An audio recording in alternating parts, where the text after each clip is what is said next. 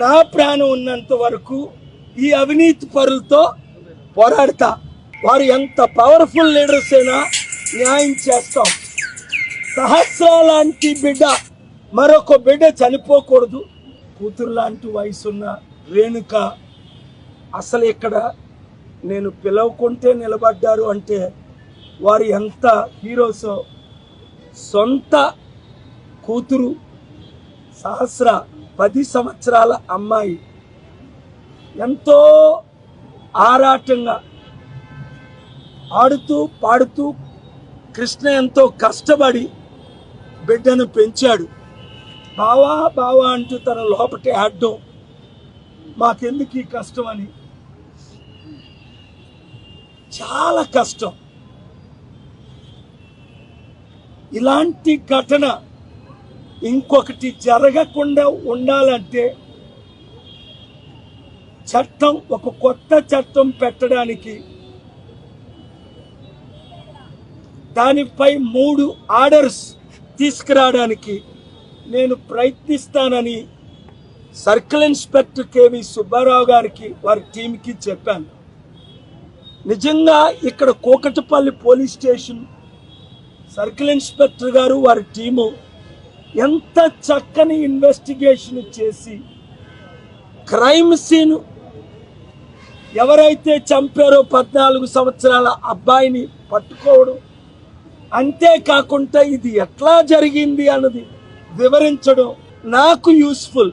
సుప్రీంకోర్టులో ఈ వారం మీరు చూశారు, బెట్టింగ్ యాప్ల ద్వారా లక్షల మంది ఆత్మహత్యలు చేసుకుంటున్నారని మే 23ని ఆగస్టు 1ని సుప్రీంకోర్టులో నేనే వాదనలు వినిపించి 11 సంవత్సరాలుగా ఏ గవర్నమెంటు పట్టించుకోవట్లేదు అని ఒక చట్టాన్ని తీసుకొచ్చాం.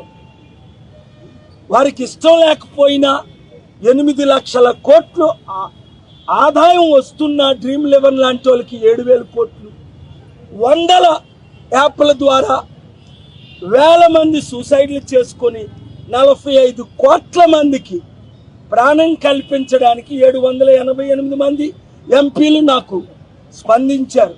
మన తెలుగు మల్లు రవి గారు కాంగ్రెస్, ఆర్ కృష్ణయ్య బీజేపీ అడగగానే సంతకాలు పెట్టారు. అలాంటి చట్టమే ఈరోజు 45 కోట్ల కుటుంబాలు కాపాడుతుంది. అలాంటి చట్టమే సహస్ర పేరుని నేను సుప్రీంకోర్టులో ఆర్డర్ తీసుకొచ్చి పార్లమెంట్లో కానీ వచ్చే సెషన్లో పెట్టకపోతే సుప్రీంకోర్టు డైరెక్షన్ ఏ విధంగా బెట్టింగ్ యాప్ల్లో ఏంటి, నిమిష విషయంలో ఏంటి ఆర్డర్స్ తీసుకొచ్చాను నిన్న, అదే చట్టాన్ని తీసుకురావాలని నాకు పూర్తి నమ్మకం ఉంది. జ్యుడిషియరీ మీద నాకు పూర్తి నమ్మకం ఉంది. పార్లమెంట్ మెంబర్స్ ఆఫ్ పార్లమెంట్ మీద ఒకవేళ ఈ నెల రోజుల్లో మరలా సెప్టెంబర్లో సెషన్ ఉంది, వారి చట్టాన్ని తీసుకురాకముందే నేను కోర్టుకి వెళ్తానేమో. అప్పుడు నేను కృష్ణ గారిని, రేణుకాని నాతో పాటు కోర్టులోకి తీసుకెళ్తే, కామారెడ్డి రైతుల కుటుంబాన్ని తీసుకెళ్ళినప్పుడు ఫిబ్రవరి 13, 2022లో ఎంత న్యాయం చేశారో అప్పుడు మన తెలంగాణ చీఫ్ జస్టిస్ బుయాన్ గారు. మీ మద్దతుతో నా ప్రాణం ఉన్నంత వరకు ఈ అవినీతి పరులతో పోరాడతా. వారు ఎంత పవర్ఫుల్ లీడర్స్ అయినా న్యాయం చేస్తాం. సహస్ర లాంటి బిడ్డ, మరొక బిడ్డ చనిపోకూడదు. ఆ చంపిన కుర్రవాడు 14 సంవత్సరాలు అయినప్పటికీ స్పీడ్ ట్రయల్ 6 నెలల్లో చేయించి అడల్ట్గా శిక్ష విధించి ఓ 10-20 సంవత్సరాల తర్వాత తల్లిదండ్రులు ఒప్పుకుంటే క్షమిస్తామేమో. మూడవది, ఈ క్రైమ్ సీన్ అబ్బాయి ఎలా తీశాడు. అబ్బాయికి ఫోన్ ఎవరిచ్చారు? తల్లిదండ్రులు. ఎందుకు ఇచ్చారు? అబ్బాయిని ఎలా పెంచారు తల్లిదండ్రులు? మొన్న సూర్యకాంత్ గారు అన్నారు ఆగస్టు 1 బెంచ్లో, డాక్టర్ పాల్ 300